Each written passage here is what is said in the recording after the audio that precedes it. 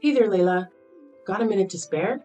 I've got some thrilling news that I can't wait to share with you. Good afternoon. Sure, I can talk for a while. What's going on? Well, first things first. How's Stephen been? My son's been treating you well, I trust? He's a little silly sometimes, but he's got a heart of gold. And of course, I hope you're doing well yourself. You're a very smart, strong young lady, and I would hate to see anything happen to you. No worries on that front. Stephen and I are just as we've always been. Nothing too dramatic to report. We're just living our lives to the fullest. That's music to my ears. In these times, it seems like everyone has a heart-wrenching tale to share when you catch up with them. But enough of that. Let's get to the exciting part. Ready for a surprise? What is it? Should I be guessing, or is this just a figure of speech? Sarah's tying the knot. You and Stephen are about to gain a new brother-in-law. But wait, there's more. She's expecting a baby. I'm going to be a grandma, and you're about to become an aunt. Isn't it just incredible? Sometimes I have to pinch myself just to make sure it's not all a dream. Wow, that is quite the news! I hope the wedding isn't too rushed for her sake. An unexpected baby is quite the life changer. Hopefully they can get married soon enough so they don't have to worry about any societal stigma. Yes, it's somewhat of a whirlwind wedding, as we used to say in my day. But what truly matters is this joyous new chapter unfolding for our family. Whirlwind wedding? Is that something I should be worried about? It sounds rather ominous. Oh no, it's just an old saying. It slipped my mind that you grew up overseas. Let me explain. Back in the day, if a man got a young woman pregnant, her father would show up with a shotgun and ensure they got married right away. Oh, wow. Well, as long as you're excited about this, and so is the groom-to-be. Anyway, that really is fantastic news, and I'm genuinely happy for you and Sarah. Can you believe it? The girl's already 4 months along. They took their time deciding what steps to take next. We need to find her a dress that'll accommodate her growing belly soon, because it certainly isn't getting any smaller. Oh dear! Well, I'm sure there are dressmakers who specialize in such situations. You must be over the moon about the upcoming wedding. Absolutely. There's nothing quite like seeing your daughter walk down the aisle as a bride. And I hope someday that you'll get to experience this joy too, dear Layla. Speaking of weddings, we expect you and Stephen at the ceremony. Of course, wouldn't miss it. It's such an overwhelming feeling of joy that brings tears to my eyes. It reminds me of when I first held Stephen in my arms. I can only imagine how that feels. Could you do me a favor and pass on this news to Stephen? Once we sort out all the details, I will forward them to you. You know how he struggles with texting, and I don't want to disturb him at work or during his time with you. He'll be thrilled to hear he's going to be an uncle. Good morning, Layla. How are you today? I'm still over the moon about the news. But let me get to the point. What did you tell Stephen about the wedding? He called me last night, and I was expecting him to be ecstatic, just like us. But he was furious. I've never heard him talk to me like that. He wasn't just angry. He was confused and outraged even. He asked if we were joking with him. What's going on? Good morning, Tiffany. That's very odd. I didn't notice anything wrong with him. Actually, now that I think about it, I heard some yelling last night when I was in the bath, but I thought it was just the TV. Or maybe Stephen getting excited over a game, as he usually does. But that must have been when he called you. He didn't say anything to me about it. This is news to me. That doesn't make sense. I'm his mother, and I know when something's bothering him. All I did was share the news about the wedding with you. So something must have gone wrong somewhere. Are you sure you didn't say anything weird to him? Even by mistake? Well, I told him about the wedding and how happy you were to become a grandma, and that we were invited to join with them. That's all. Then why would he snap at me like that? Just a guess. But maybe this is still a touchy subject for Stephen. Touchy subject? What do you mean? All I did was tell him that Sarah's pregnant. You should be happy for her. What's so upsetting about that? Tiffany, I was hoping we could avoid this conversation, but it seems inevitable now. You haven't forgotten about the accident 2 years ago, have you? The one where we lost our baby? How could I ever forget such a horrible thing? But it's in the past now, and you both need to move on from it, especially if that's what caused Steven's reaction. You make it sound so easy when it was a very traumatic experience for both of us. Traumatic? Isn't that a bit strong? Not when I have to relive that nightmare almost every day. Remember, I was as far along in my pregnancy as Sarah is now when you hit me with your car. It's not easy for us to just forget something like that, even though we've tried therapy and support groups. While I've always been better at hiding my feelings than Steven, I don't blame him for having a hard time with this news. And for the last time, it was an accident. The car's brakes failed. It wasn't my fault. Look, whether or not it was your fault isn't the point here. It's not like you meant to hurt me or our baby. And what do you want from me? It wasn't easy for me either. The guilt nearly killed me. Tiffany, I don't care what you do with your life. You can drive a cab or race a car for all I care. You have no idea what it feels like to lose a baby inside you. It wasn't like I had an abortion or something. The baby was alive and kicking. Oh, please. We all suffered a loss that day. Don't you think I loved that car? It was part of our family for so long, and then I had to scrap it because it was totaled. How can you compare your car to my miscarriage? Your car was just a thing.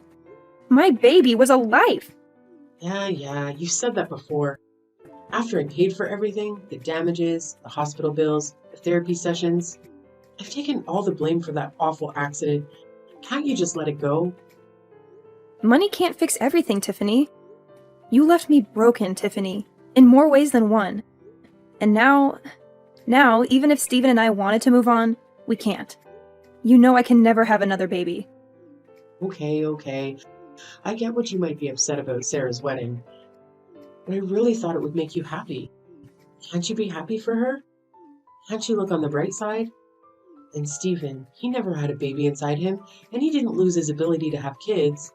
If he's so unhappy, why doesn't he just find someone else who can give him a child? He's a man after all. That's the most insensitive thing you've ever said to me. And that's saying something. This is why he yelled at you on the phone. All right, enough of this depressing talk. I'll send you the wedding details soon. And you better be there, both of you. You need some fun and joy in your life after all this misery. Trust me. Grab a pen and paper, Layla. I have some exciting news for you. Sarah and Joshua have finally set a date for their wedding. Hello, Tiffany. I hope you're doing well. Did you find a nice venue for the ceremony? Yes, thanks to you, my dear. Remember the hotel downtown where you had your reception? The one with all the Art Deco paintings and sculptures from the 1920s? Well, they had an opening, and it's very affordable. And I know a lot of people there from when we planned your wedding, so it's perfect. Oh, I see. That will bring back some memories for Steven and me. Isn't it wonderful? Anyway, this is going to be a small wedding, so we're sending out fewer invitations. Just fine by me. Wedding invitations can be so expensive. And it's still so much fun to plan a wedding, even a small one. It's one of the best parts of being a mother, don't you think? I suppose it is.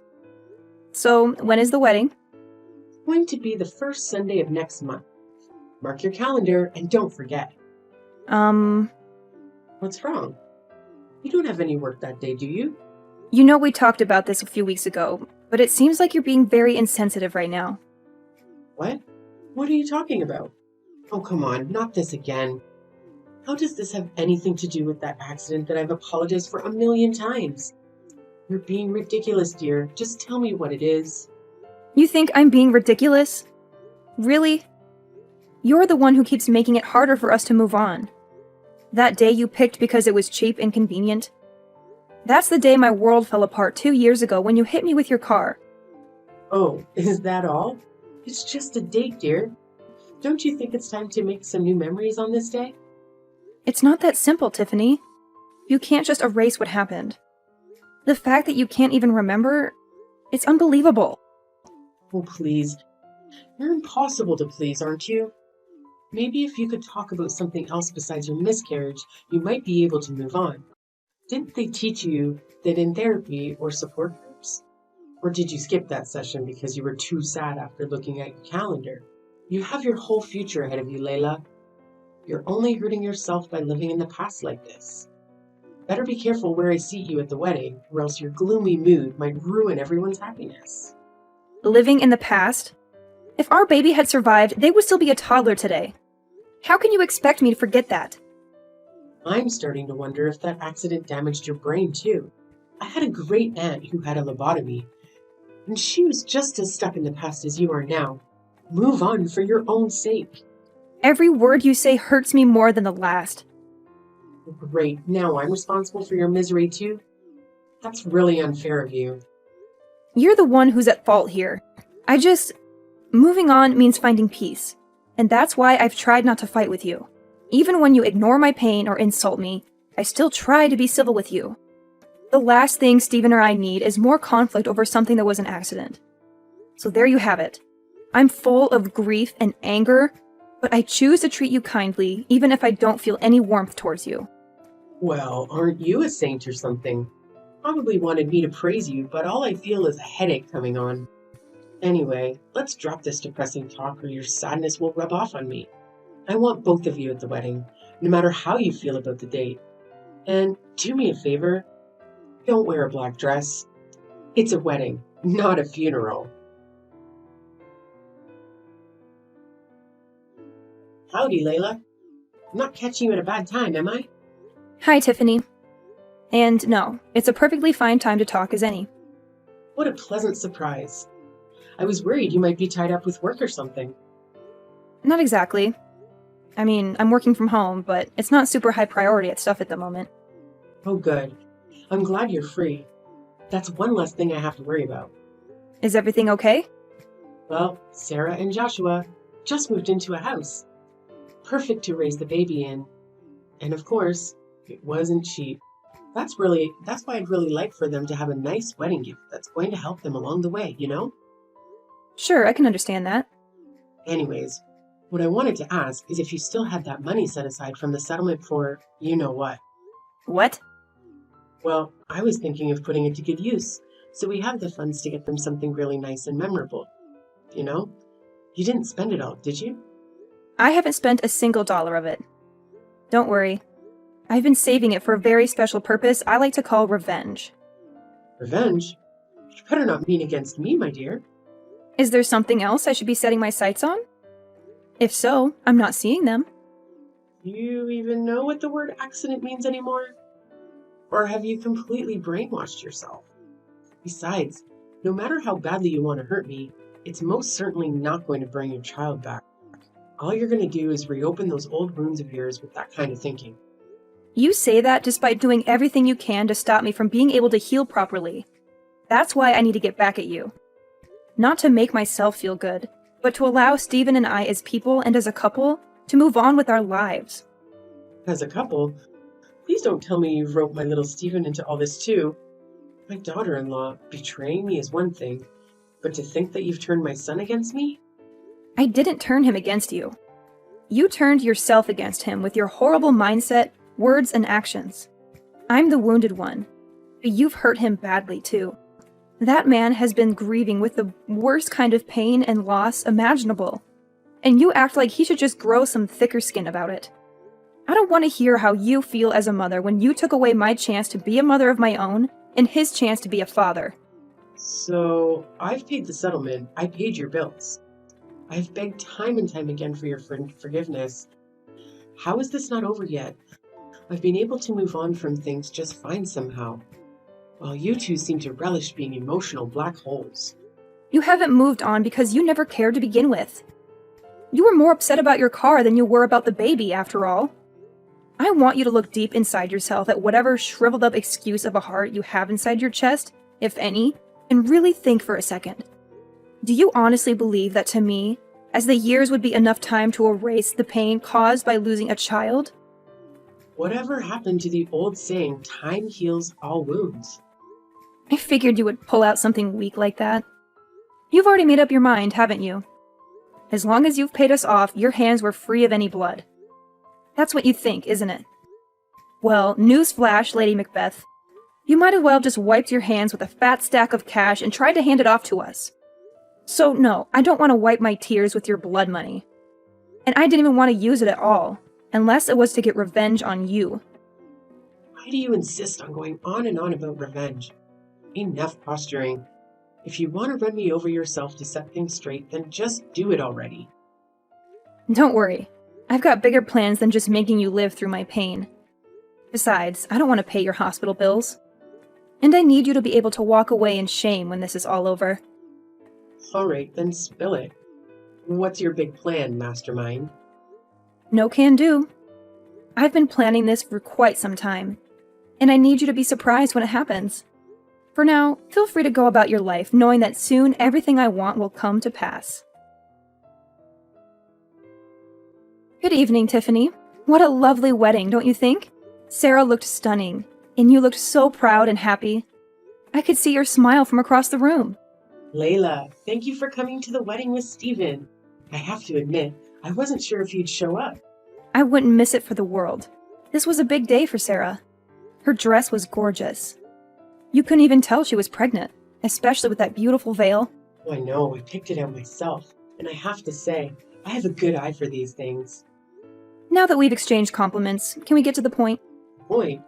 I'm not here to chat about the wedding. There's only one reason why I'm here. To tell you that your time is up. This is the last time you'll ever hear from me in any way. I thought about confronting you at the reception, but this is easier. Sarah shouldn't have to suffer because of you. Is that so? How considerate of you. Believe me, it's for her sake, not yours. She deserves a happy life, unlike us. Besides, you told me not to bring up the accident at the wedding, remember? I'm just following your orders. Have you been careful lately? Watching your back? No. Why would I? Well, I don't know it would have mattered anyway. Ever since I woke up in that hospital bed, I've been planning my revenge in silence while perfecting my strategy to destroy you. You've been plotting against me all this time? Obsessively? Obsessively, indeed. Right after I got admitted to the hospital, I asked Stephen to hire a private investigator for us. What? Why would you need a detective? Wait and see. The important thing is that with the money you gave us, we were able to hire the best one in the business. He worked non-stop until a few days ago, and his 2 years of hard work paid off. Right now, I'm holding a report with his findings. Well then, what dirt did he dig up on me? Just a detailed analysis of your daily activities over the past 2 years, Tiffany. Nothing too surprising for you. My daily activities? What? You used my money to hire someone to spy on me? To stalk me? Indeed. It's amazing how many weaknesses can be found in someone's ordinary daily routines. How well do you know your own habits over these past few years anyway? Reading through this was quite shocking for me. But for you, it must be normal by now. This is some kind of prank, right? You don't really hire a detective. You're just trying to scare me into admitting something. Well, it's not working, Layla. Nice try. Sorry to burst your bubble, but this is no prank. As much as I would love to trick you into giving me what I want, my approach had to be thorough and foolproof. Yeah, right. By the way, your husband quit his job last year, didn't he? We haven't talked much about your life lately, but that detail caught my eye in the report. Well, you could have easily found that out from Stephen or Sarah. But yes, as a matter of fact, he did. He's got a new job at the History Museum across town that's treating him much better now. I'll have you know, most people can't find better work at his age. I thought as much. I know you're not lying about that. Mostly because that time frame lines up with a noticeable disturbance in your life's activities. Disturbance? You're the one acting disturbing. That's what I think. About that disturbance. I guess the best way to put it is that you're living more than just one life for yourself, aren't you, Tiffany? I have no idea what you're talking about. This means nothing at all to me. Not a single word you said. Really? Let me give you a refresher then. Does this scenario I'm about to describe sound familiar to you at all? It's the weekend, and you tell your husband that you're going out with some girlfriends of yours. My guy knows better than that, though, and he is able to tell me what you're really up to. Picking up younger guys at bars downtown and taking them back to a cheap hotel room you've booked for the weekend. I almost lost track of the amount of times my gumshoe reported that same story back to me. Seeing it all compiled now, it really makes me think. Just what kind of woman are you, Tiffany?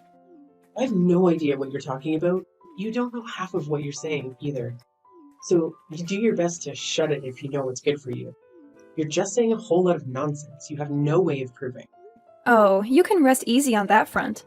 The detective supplemented all of these with write-ups of your dirty deeds with equally dirty photos. Photos? You know, I always thought a woman of your age would know better than to do something this rash and thoughtless. Or that you'd at least be smart enough to cover your tracks. These photos are unmistakably you, though, and you've got nowhere to hide now. I haven't done anything wrong. Sure, you have photos of me with some guy, but you have no idea what my intentions were. Oh, I don't think it takes much for me or anyone else to piece that together. I definitely don't need to hire a detective to have a theory or two. Besides, even if you didn't do anything with this guy, certain facts stay true, immutably so. Namely, the fact that you lied to your husband about what you were doing all those weekends. Now, if you didn't think you were doing anything wrong, I have to ask, what were you thinking? Maybe I just didn't want him to worry about me while I went out for drinks, okay? Maybe. Maybe you didn't want him to know that you were fooling around with other guys, and much, much more. Are you any good at poker, Tiffany? My eyes and ears out in the city told me that you like to spend your husband's hard-earned money on poker at every bar in town. It would probably be pretty bad for your image if your husband, Sarah, or any of the lovely people at this wedding found out you had this side to you, huh? Shut up. So what? You've got photos, huh? You'll never catch me in the act. So your findings are as good as trash. True, you're a slippery one, I admit. A lesser detective wouldn't have even caught a whiff of this. You gave me enough money to destroy you, though. The truth is, whether or not I catch you red-handed, once the information gets out there, you're going to be in the hot seat regardless. The dirt I have on you doesn't just muddy your reputation, it completely spoils it. I'm warning you. If you don't stop this, I'll block your number. I mean, go for it, I guess. That's not really going to stop me from sending all this to your husband, though. You wouldn't dare. He doesn't need to know a damn thing about any of this. This is just between you and me, isn't it? Like you said, no one else needs to get hurt. Really? I was sort of thinking he had a right to know that his wife is not only unfaithful to him, but routinely lies to him about that and her habit of throwing his money away. Telling him just seems like the responsible thing to do from my perspective. When I said I didn't want to hurt Sarah, it was because I wanted this day to be special for her. Well, if he found out, there's no way he'd do anything short of divorcing me, though. That's a good point. You and I both know there's nothing he hates more than a liar and a backstabber. Just imagine how he'll feel when he finds out how long this has been going on. I know you're a gambling woman, but I wouldn't bet on the odds of him staying with you if I were you. How would I be able to live without him? That's impossible. You can't do this to me. Yeah, without your husband's money, you're flat out broke, aren't you? I would offer to give you the money you used to settle with us back, but wouldn't you know it? I spent it all on that detective. Please, I'm begging you. Whatever you do, don't tell my husband. Don't tell Sarah or anyone else. Please. Your demands are getting less and less practical by the second, Tiffany. How am I supposed to just keep your secrets for you, Stephen and I already know, so what's the harm in letting your daughter in on the fun too? They're all going to figure it out sooner or later. You're wrong. They don't have to know a thing. Not as long as you can stop it, right? Wrong. I don't care about protecting you. Not after what you've done. You haven't protected us after all. Rather, you've tried to throw us into the deep end and watch us flounder time and time again. This is revenge, plain and simple. Not for the accident, but for how horribly you've mistreated us these past few years. Me, Stephen, your husband. Speaking of which, it really does seem like fate that it would all unravel on this day. Unlike you, your husband is well aware of the importance of this day, seeing as he calls us regularly to check in and support us emotionally. He's coming by today to observe the life of the baby we never had as a family. You wouldn't know much about grief, though, unless it was about your car, I guess. He's coming to you? Yeah? Do you have a problem with that? It's already so late in the evening, you know. And besides, if he's going somewhere, I thought he would tell me about it. Right. Because you're always so truthful with him about what you get up to when the sun goes down. Well, why not hitch a ride with him in that case? Maybe he'll even let you get behind the wheel. It might be a tough sell for him, though, because he remembers everything about what you did on that horrible, tragic day. If you do, you won't tell him, right? You wouldn't do something like that if I came, right? He just told me he's getting ready to come, so he'd better make up your mind quickly. All right, I'm coming, I swear. Please, whatever you do, just don't tell him. I'm begging you. Tiffany made it to the house that evening, but her husband took the wheel without offering to let her drive at all. In fact, when Stephen's father arrived at the house, he did as he always did on this day and prayed silently with us. Not that she knew anything about it, but the grief had struck her husband just as intensely as it had us. He came to us right after the accident, and he's been coming over ever since, partly to help us, but also to settle his own sorrow. I think my father-in-law knew of his wife's heartlessness when it came to the tragedy, and so he held on to twice as much pain and guilt in return for being as excited as we were to being parents. He was thrilled to become a grandfather, and he'd put so much thought into how best to support us raising the child. And so, my aspiration of revenge, though rooted in my desire to see Tiffany crumble, came to fruition in getting justice for my father-in-law. He deserved better than Tiffany's lies. When he learned the truth, he said nothing. He drove home with her in silence and divorced her the next day. He's a man of few but powerful words.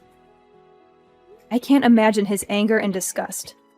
He called me a few days ago to say the divorce was done, and Tiffany was living in a dump near her poker clubs. We gave him and his lawyers all the evidence we had.